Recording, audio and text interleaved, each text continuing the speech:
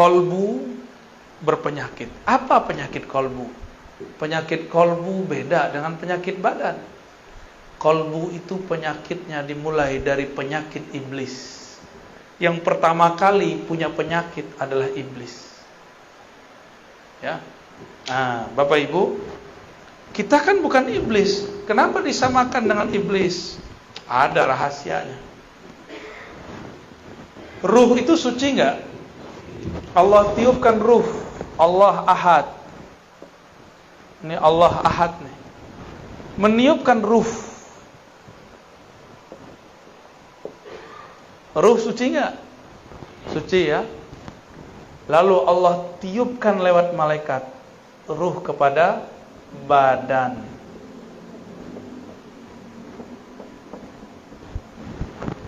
Tapi sebelum masuk ke badan, ini ada jarak di sini.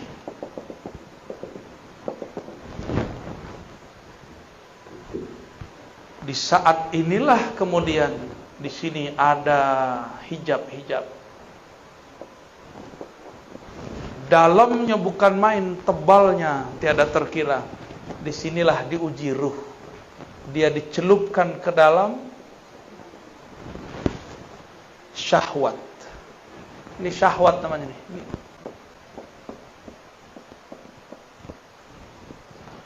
Ternyata syahwat itu berkaitan dengan badan.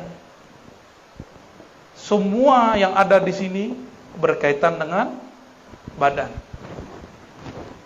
Apabila ruh ditiup ke dalam badan, bernamalah dia jiwa. Itu, ya. Jiwa itu punya kiblat sentral. Sentralnya namanya qalbu, ya. Asalnya ruh ini suci, tapi dicelupkan ke dalam syahwat. Maka syahwat itu terkait dengan badan. Ketika Allah tiupkan ke dalam tubuh ini, nyatu dengan otak. Di otak ada syahwat nggak? Keinginan rendah. Jadi syahwat bahasa Arab artinya keinginan rendah. Nyatu dengan mata. Di mata ada syahwat.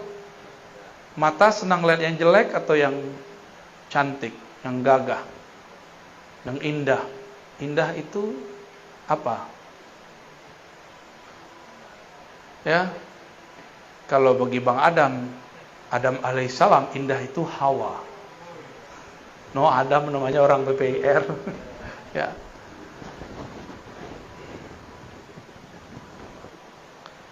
Mata itu diberikan syahwat. Dia senang melihat yang bening-bening, yang indah-indah, yang hijau-hijau. Walaupun di rumah sudah ada yang bening, yang cantik, capek kerja, nyari puncak, nyari kebun, nyari hiburan. Berarti kurang cukup memandang yang cantik, kita perlu yang indah. Orang yang sudah tinggal di kampung, kampungnya indah. Dia semua di kampung itu orangnya rancak-rancak, cuma kurang seksi.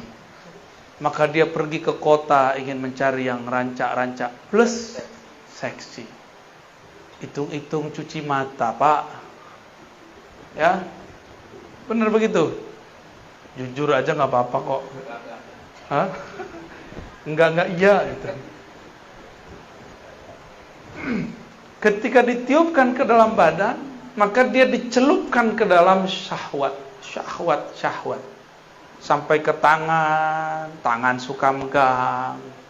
Sampai ke perut, suka makan. Sampai ke kemaluan, sampai ke kaki, terus semuanya. Tidak ada kita yang selamat daripada kata syahwat. Nggak ada. Mursyid, apalagi. Mursyid itu lebih besar ujian syahwatnya. Percaya nggak? Karena makannya paling enak. Kalau ada tamu datang masih makanan paling enak, ya enggak? Kalau ada fasilitas paling enak. Tapi si mursyid ujiannya paling berat. Paling berat ujiannya mursyid. Kalau mursyid dosa, dosanya lebih besar. Tapi kalau mursyidnya ahli ma'rifat, dia tahu cara pulang kepada Allah Subhanahu. Di situ si mursyid paham bahwa jadi mursyid bukan berarti jadi orang suci. Jadi mursyid berarti tahu cara mensucikan diri. Itu yang beda mursyid dengan bullshit. Beda-beda tipis.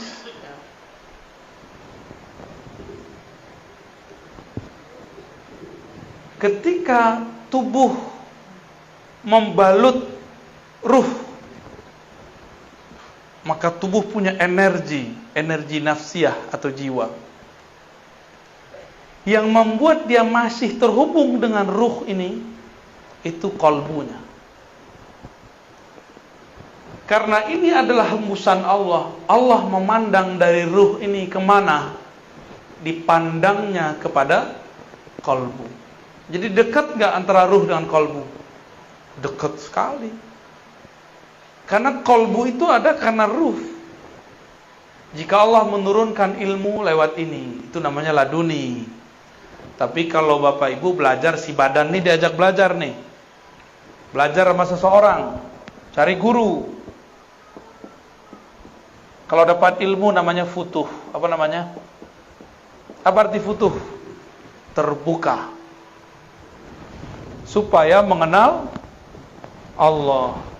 Tapi kalau ruh, gurunya langsung Allah Ahad. Disebut laduni. Itulah ilmunya Nabi.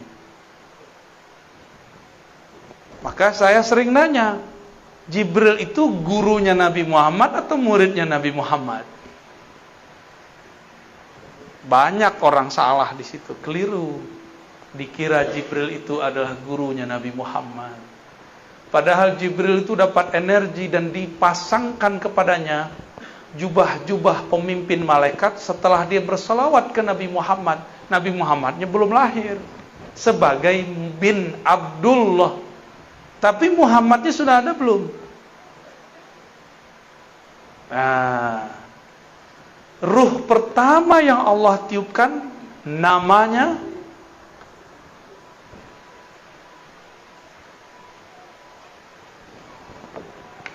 terima kasih. Ahad ini Allah Ahad ya. Qul huwallahu. Allah meniupkan wahyu ruh pertama. Hembusan pertama Allah itu namanya mirip-mirip Ahad tapi ditambah dikit mim. Ahmad. Jadi apa beda antara ruh pertama dengan Ahad? Mim.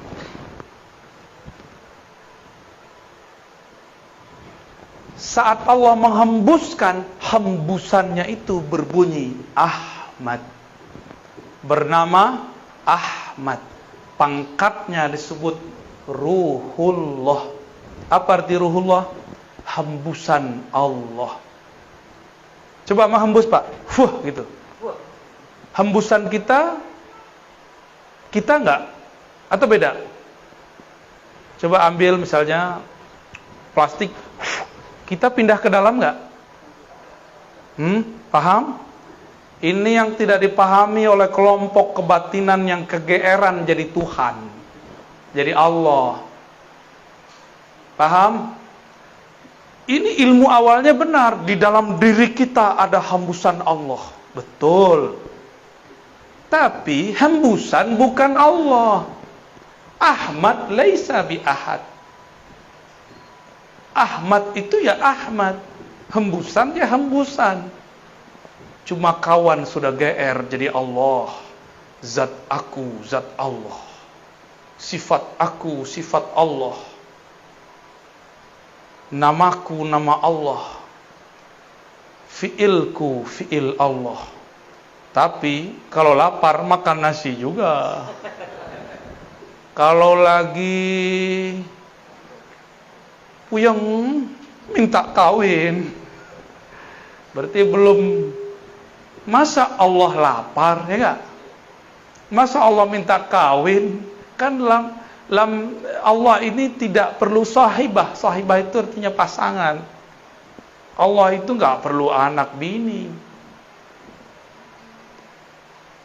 Ini teguran keras nih bagi yang berzikir, berkalam, bermakrifat dengan makrifat iblis.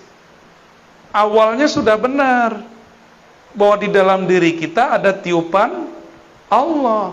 Betul, Bapak Ibu, tapi di dalam diri kita bukan Ahmad. Di dalam diri kita adalah pecahan-pecahannya, percikan-percikannya. Ahmad ini tiupannya. Allah pandang Ahmad, maka memancarlah dari Ahmad itu cahaya. Memancar cahaya. Cahaya itu bahasa Arabnya nur. Apa? Nurnya bernama Muhammad.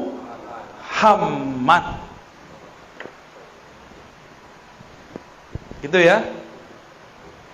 Berarti nur beda nggak dengan ruh? Ahmad itu pangkatnya apa tadi?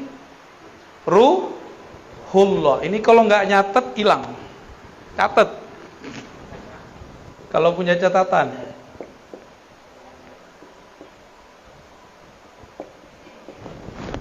Kalau nggak terpulang catat ya. Masih bisa ingat nggak?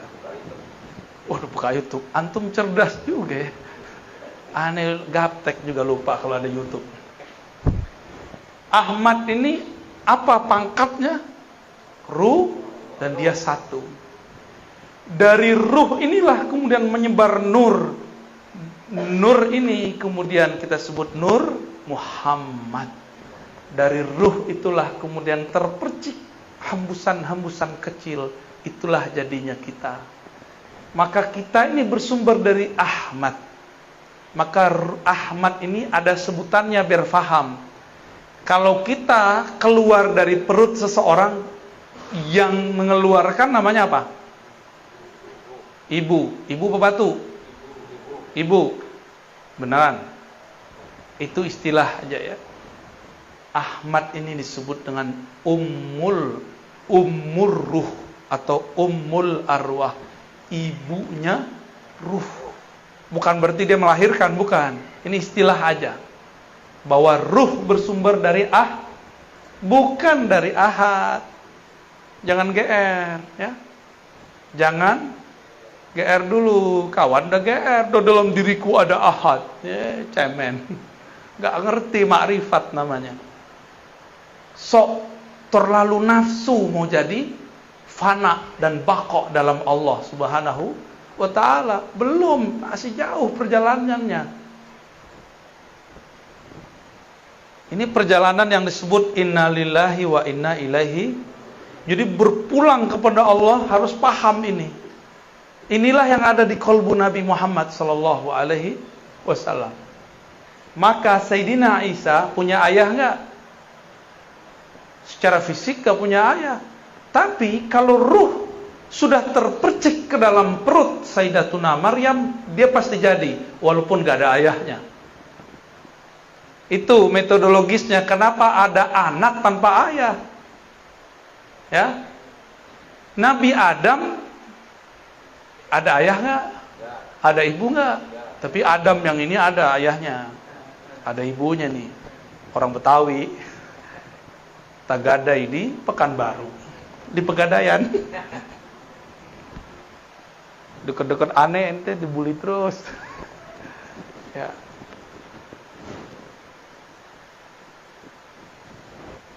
Percikan ruh Ahmad itu yang intinya setelah Allah genggam beberapa bagian tanah, lalu Allah pindahkan salah satu bagian daripada inti Ahmad yang disebut Nur Muhammad kepada tanah tadi. Jadilah dia Adam. Apa yang dibaca dalam itu? Kun. Ya, itulah kenapa ada orang muncul di dunia tanpa ayah, tanpa ibu. Itu sejarahnya. Secara metodologinya begitu. Yang penting Sang Ahmad memercikkan salah satu hembusan darinya, maka terjadilah semuanya. Paham ya? Paham gak? Dari nur Muhammad ini tubuh kita ada, kolbu kita zahir. Dari ruh Ahmad itu, ruh kita sekarang bisa mendengar, bisa melihat, membuat Bapak Ibu mau mengejar suatu pengetahuan meskipun jaraknya jauh. Itu karena si ruh ini. Kalau nggak ada ruh ini, nggak mungkin Bapak mau hadir. Jarak jauh, udah jam segini, jam berapa nih? 10:30. Karena ruh ini nggak ada harinya dia. Hari dia cuma satu. Aku tambah kenal Allah, titik bagi dia itu. Mau jauh, mau dekat, mau tidur, nggak tidur, bagi dia yang penting dia kenal Allah Subhanahu wa ta'ala. Bagi ruh itu malam adalah tidak kenal Allah. Bagi ruh itu siang adalah saat mengenal Allah Subhanahu wa ta'ala. Nah ini dia. Barulah kita terpancar dari sini semua. Oleh karena itu tadi Sayyiduna Isa, dia mengenal ibu hakikinya bukan Sayyidatuna Maryam. Ibu hakikinya siapa? Ahmad. Maka dia mengatakan, aku mengabarkan kepada kalian mubasyirun. Dengan apa aku mengabarkan? Bi rasuli ya'ti min ba'di ismuhu Ahmad. Akan datang seorang bernama Ahmad. Jadi Nabi Isa itu enggak menyebut nama Muhammad karena dia tahu dia langsung dari Ahmad.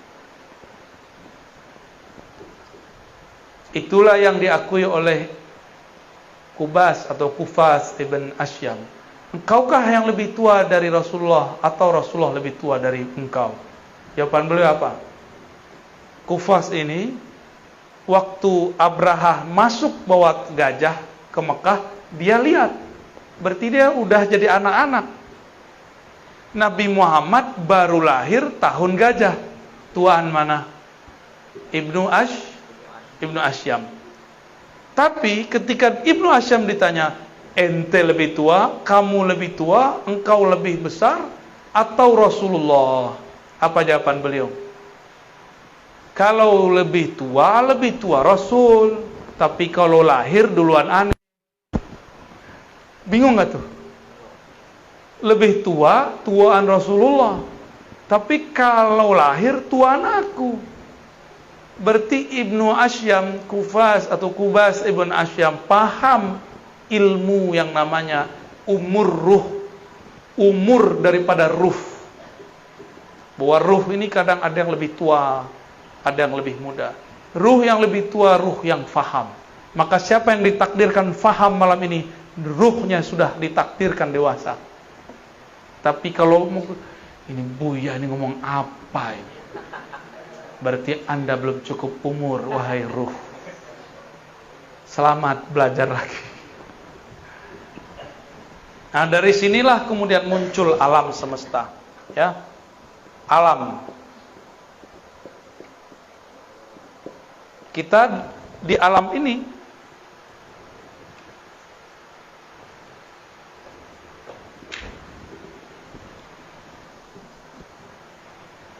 tapi sebelum sampai ke alam Nur Muhammad ini kan ada pancaran nurnya ya. Berapa banyak pancaran itu? Jumlahnya ada sekitar 124.000. Jadi pancarannya 1, 2, 3, 4. Kalau dihitung 124.000. Ini di alam nur loh ya. Ini di alam nur. Ketika nur itu ditiupkan bersama ruh. Jadi nur itu adalah wadahnya ruh. Ruh itu dibawa. Nah, kalau kita tiup udara kita ruh. Balonnya itu nur. Paham? Ya. Kalau balonnya warna merah, kelihatan hebusannya warna merah. Kalau dia warna hitam, dikira orang warna hitam. Kayak gitu aja modelnya. Apabila 124.000 ini dia muncul di dunia, dia menjadi nabi atau wali. Oleh karenanya jumlah nabi berapa? 25 itu yang ditulis di Quran, yang wajib diketahui. Berapa jumlahnya? Itulah sejarah. Jadi apa yang terjadi di dunia sekarang bukanlah kejadian yang terjadi semata-mata kebetulan. Dia semuanya mengulang yang terjadi di sana. Kalau ruh kita dulu itu, jadi ketika ini ruh terpancar, maka dia berkeliling. Jadi tadi nur ini berkeliling ini. Mirip dengan tawafnya manusia tawaf di Ka'bah. Ini Ka'bah nih, ya. Anggap aja ini benar ya. Kita tawaf ke kiri apa ke kanan? Berapa kali? Berapa kali? 7 kali. Ka'bahnya fisik itu dia di Mekah. Ka'bahnya jiwa adalah kolbu. Ka'bahnya kolbu adalah fuad. Ka'bahnya fuad bernama lub. Ka'bahnya lub bernama sir. Ka'bahnya sir, disitulah ilmu mengenai ruh Ahmad. Silakan pusing. Jadi dulu nih muter nih. Ada yang dia jauh, tiba-tiba dia mendekat. Maka lahir di dunia. Dia lahir sebagai orang kafir, terus mu'alaf. Ada yang lahir sebagai muslim, tiba-tiba keluar dari barisan, berarti dia besok lahirnya murtad. Gitu. Terus sejarah orang murtad secara ilmu hakikat ya. Orang-orang yang di sini yang dekat, yang bisa menyentuh Ka'bah rohani yang bernama Ahmad. Ini Ahmad namanya. Ya. Jika nur kita, ruh kita dulu sempat memeluk, mencium Ka'bah bernama Ahmad, maka lahir 2 aja. Jadi habaib atau jadi ulama. Udah aja. Ustaz, saya bukan habib, bukan ulama. Terus gimana? Emang antum bisa protes? Kok nggak lahir sebagai habib? Bisa nggak? Kan nggak bisa. Kenapa saya bisa ngerti baca kitab, antum nggak bisa ngerti? Ya itulah takdir, bro. Itulah takdirmu, nak. Nggak juga begitu ya. Itu ngulang-ngulang aja. Yang sudah haji umroh, kalau kita tambah dekat ke Ka'bah, muternya tambah cepat atau tambah lama? Jadi orang yang muter di sini, dia baru separuh, kita udah selesai 7. Ya, kalau kita di situ. Semakin mendekat kepada sumbernya, semakin cepat, semakin asik. Lelah pun tiada terasa. Jadi ini perputarannya panjang nih, lama. Hitungannya puluhan ribu, mungkin puluhan juta tahun kalau dihitung di dunia. Jadilah kita sekarang nih. Jadi kalau ada orang sekarang dia menyesalkan dirinya, bunuh diri, itu orang gak paham itu. Kalau dia muncul di sini, itu anugerah besar. Ya. Pasang alarm, tadi katanya jam 11. Tahu-tahu dirubah, nasikh mansuh. Padahal jarang pegang. Saya handphone itu yang penting bagi saya alarm. Ya. Kalau Bapak Ibu untuk apa?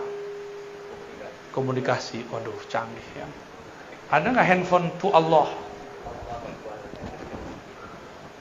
Boleh dihapus, Pak? Ya, silakan dihapus. Berkah antum hapus ya. Aneh minum dulu ya, paling enak. Nah ini kan nikmat begini nih. Antum nggak minum, aneh minum. Hah? Yang minum ruh apa jiwa? Mulut. Nggak enaknya diliatin. Apalagi ntar ada kumisnya tentu ya. Bismillahirrahmanirrahim. Mantap. Yang begini nggak ada di Jakarta nih. Kayaknya harus dibungkus banyak. Nggak suruh datang lagi. Yang buat abang aneh.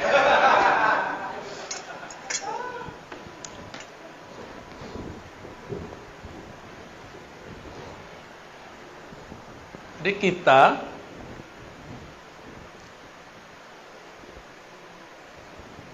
yang ada ini, kalau ada nur Muhammad yang asli di dalam, bukan bayangan nur, bukan pantulan nur, pasti mencari ilmu tentang ini. Maka saya berhusnuzon yang hadir ini di dalamnya ada percikan nur itu. Amin. Alhamdulillah. Apa kata Nabi? Allahumma ja'alni nura. Ya Allah, jadikan aku adalah nur. Padahal beliau memang sudah nur. Ibu Rasulullah mengatakan, ketika engkau lahir, hai Muhammad, aku melihat nur. Jadi Nabi Muhammad lahir, mohon maaf nih Bu Dokter, percaya apa enggak ya? Waktu lahir, Aminah tidak melihat darah, yang dia lihat cahaya. Ada enggak makhluk begitu? Ya ada. Maka saya sering nanya nih, Nabi Muhammad nama Nabi Isa. Nabi Muhammad dan Nabi Isa. Muliaan mana? Nabi Muhammad lebih mulia atau Nabi Isa?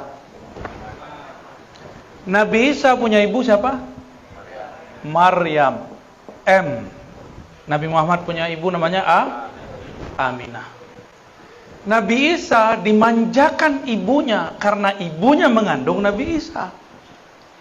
Gimana cara Allah memanjakannya? Ini mohon maaf nih Pak Pamir Halim, kalau Bu Dokter dulu lagi ngidam dicariin nggak? Cariin ya. Hujan aja dicariin. Di ujung negeri aja dicariin. Maryam, Sayyidatuna Maryam lagi ngidam. Ngidam buah apel, ngidam buah anggur. Suami nggak punya. Yang tanggung jawab siapa? Maka Allah utuslah Jibril. Jibril, ambil buah-buah surga terbaik, berikan kepada kekasihku Maryam. Dia sedang mengandung kekasihku Isa. Maka ketika Sayyiduna Zakaria masuk ke mihrab, ke kamarnya Maryam, dia heran. Belum hamil tuh, belum hamil. Apalagi setelah hamil. Belum hamil, dia mau apa dikasih, disiapin biar rahimnya bersih, biar rahimnya tercipta, terbuat, tersusun dari nutrisi-nutrisi surga. Ditanya sama Nabi Zakaria, "Anna laki hadza?" Wahai anakku, kira-kira begitu, anak ponakan maksudnya ya. Dari mana engkau memperoleh buah-buah ini? Apa jawabannya? Dari sisi Allah Subhanahu wa ta'ala. Maksudnya dari sorga.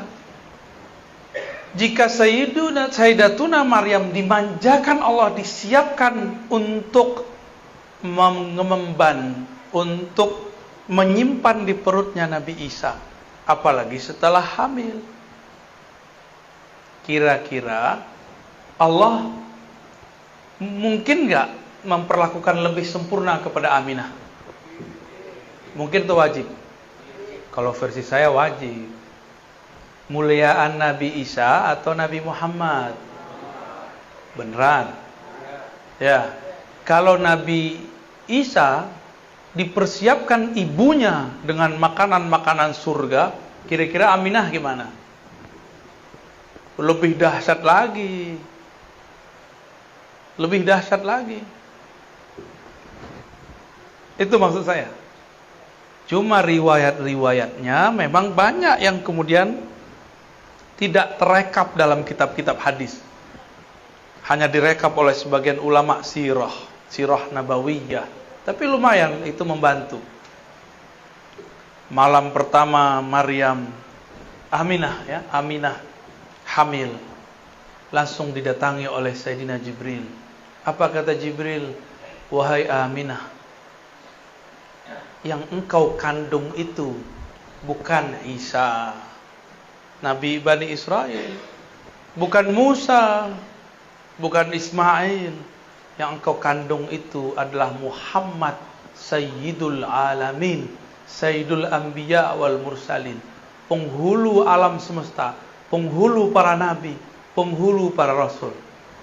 Berarti Aminah sebelum Nabi lahir udah percaya belum?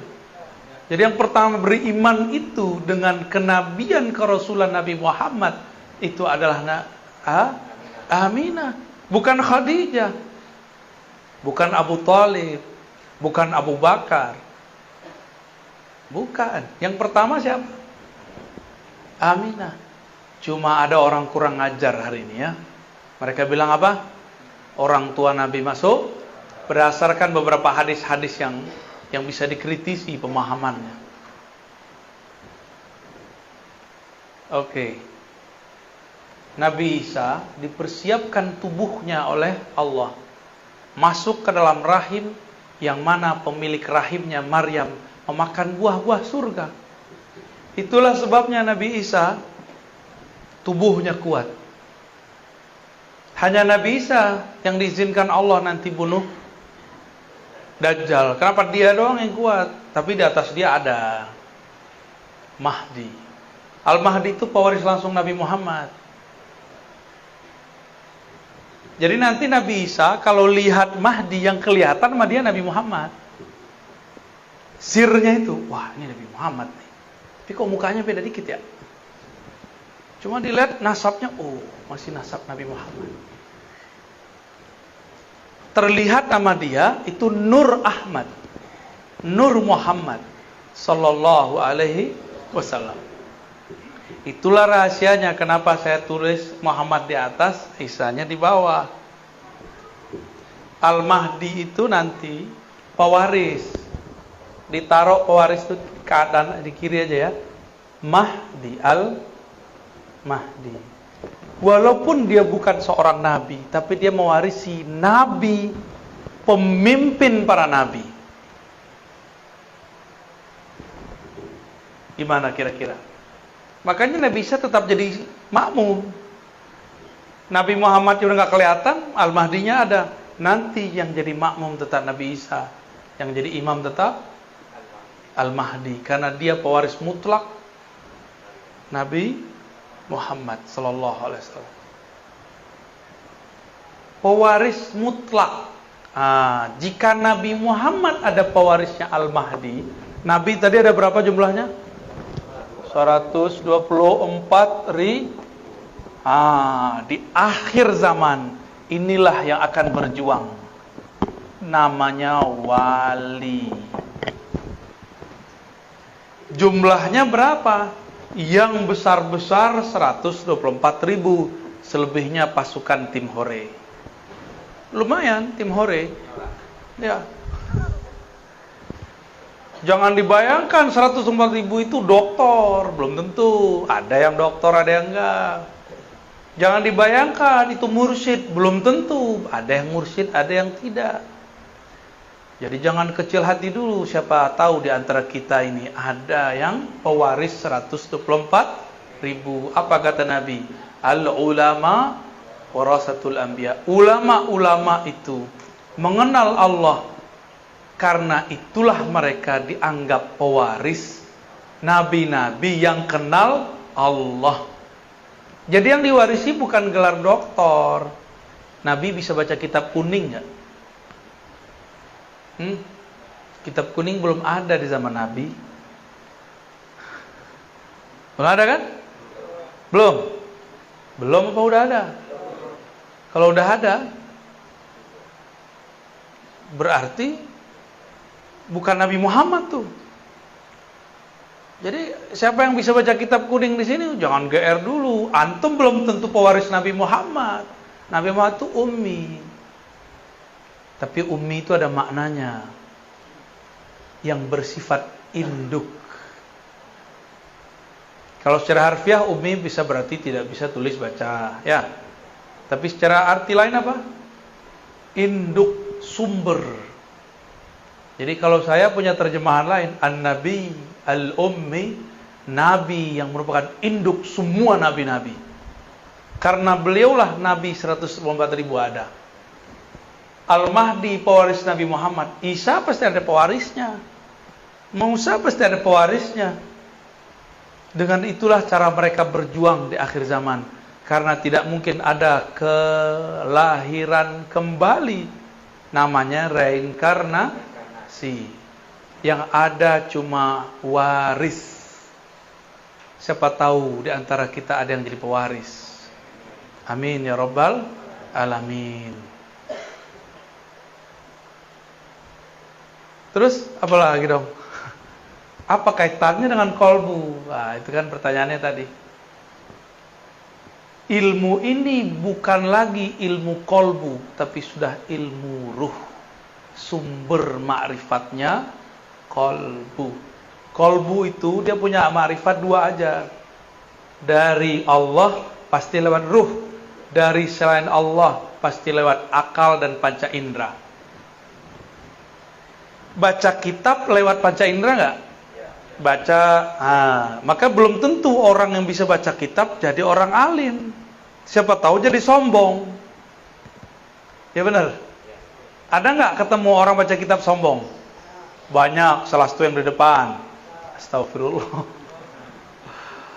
Kalau ada sombong, antum sombong.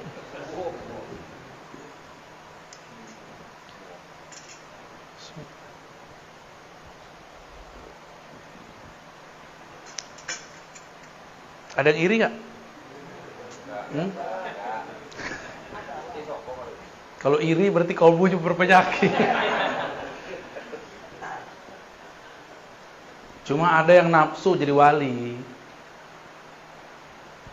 Jadi wali itu adalah poros poin yang Allah tatap di bumi. Jika dulu Nabi adalah kulubul alamin, jantungnya, kolbunya alam, meninggal para nabi. Nabi-nabi sudah wafat belum? Wafat. Benar, fisiknya. Terus ilmunya dipindahin ke siapa? Dipindahin ke wali. Selama masih ada wali di muka bumi, Allah masih menatap. Ditatap bumi ini dengan baik. Jika yang punya kolbu kewali ini mati, barulah Allah kiamatkan semua yang di muka bumi. Jadi apa yang harus diisi dalam kolbu? Tidak cukup dengan zikir, tapi harus mengenal siapa yang dizikirkan. Maka orang yang kenal siapa yang dia zikirkan, sekali dia sebut namanya, itu sama dengan 70.000 kali orang tidak mengenal namanya berzikir. Makanya wali-wali itu santai. Udah gak banyak suluk dia. Tapi kan kita belum sepaham, belum setingkat mereka. Ya udah kita suluk aja dulu. Ya, riyadhah aja dulu, zikir aja dulu. Siapa tahu nanti diangkat Allah. Tapi teman-teman sahabat yang makan Allah, kalau cuma mengandalkan zikir, saya udah berkali-kali katakan, Iblis dulu pangkatnya Azazil telah berzikir 80.000 tahun di surga. Jadi wali enggak? Enggak. Kasyaf? Enggak. Dia bisa melihat surga, tapi dia tidak bisa menatap aras. Nabi Adam baru dicipta, masih bau ingus, anak ingusan, baru kemarin sore masuk surga. Tapi di dalam qalbu Nabi Adam ada nur Muhammad. Maka nur itu, kalau ada nur bisa lihat sesuatu enggak? Nah, inilah yang disebut nur. Orang kalau ada nur di qalbunya, dia bisa menatap ada objek kebenaran dimanapun ada. Iblis 80.000 tahun berzikir, tapi zikirnya zikir zulmaniyah. Dia zikir qalbunya belum dibersihkan. Dia zikir sombongnya dibiarkan. Dia zikir merasa sok sucinya terus dirawat. Apa yang terjadi? Tambah zikir, tambah sombong. Tambah ilmu, tambah songong. Kalau sudah sombong, Lalu ada orang selain dia diberikan posisi yang tinggi, iri nggak? Maka kalau orang kerja di kantor, dia lihat temannya naik pangkat, dia nggak naik. Temannya dapat jabatan, dia tidak. Dia ngomong apa? Saya kan lebih banyak kerja di kantor ini. Kenapa bukan saya? Dia akan ngomong, pinteran aku kali, kenapa dia yang naik? Begitulah terus. Berarti di dalamnya bukan Nur Muhammad, tapi Nar Azazil. Dua aja manusia itu. Kolbunya Nur Muhammad atau kolbunya Nar Azazil. Azazil siapa tadi? Nama kecil dari iblis.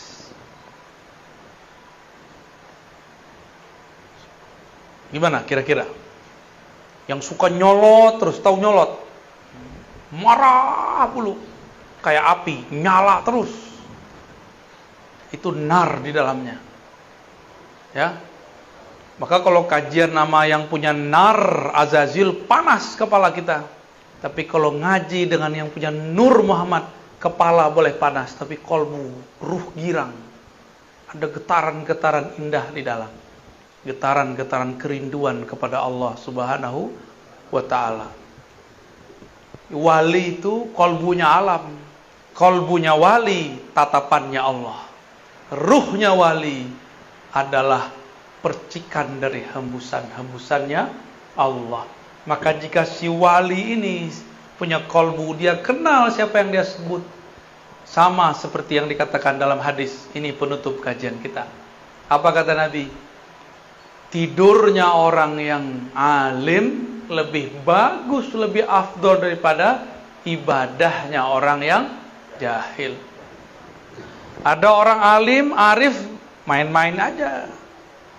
Tapi dia kenal siapa yang mencipta alam. Kenal itu dimulai dari kenal nama. Semakin banyak nama yang dikenal, semakin tinggi ma'rifat. Kalau cuma nama alif, lam, lam, ha, itu baru satu ma'rifat. Allah. Harus kenal lagi Ar-Rahman. Harus kenal lagi Ar-Rahim. Harus kenal minal 99. Baru namanya ma'rifatul asma. Baru satu nama diajarin guru, udah merasa alim aja. Belum, masih jauh. Ada lagi nama di dalam nama, nama di balik nama. Ibarat manusia, ini baru manusia, belum Allah. Bang Adam ini di sini namanya Bang Adam. Di tempat kerja manajer.